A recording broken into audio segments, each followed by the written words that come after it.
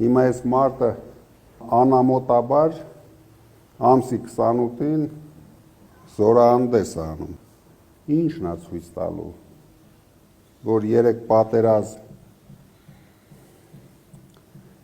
բերեց մեր երկրի գլխին, 3 պարտություն այս նույն բանակով բերեց մեր գլխին, ինչով է հպարտանալու,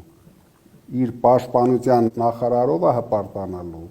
թե ինչն է իր հպարտության առարկան, ասենք մի 2 հատ, են էլ չեմ էլ հավատում, որ ինքը կարա նորմալ զենք առած լինի, նու այսինքն ցույց տվեցիք, հետո հենց պատերազմ սկսավ, այդ զենքերը սենց հանձնում են Ալիևին,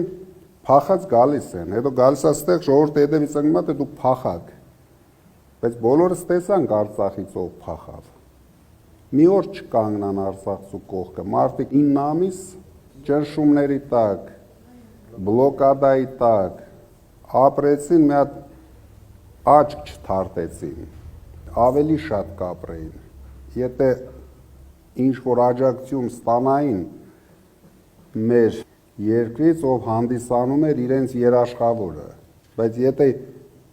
երաշխավորը հենց առաջի օրից փախավ, այն մարդիկ ինչ կարան անեն, հիմա էլ ինչով պետք է հպարտանան, ասենք բերեց իր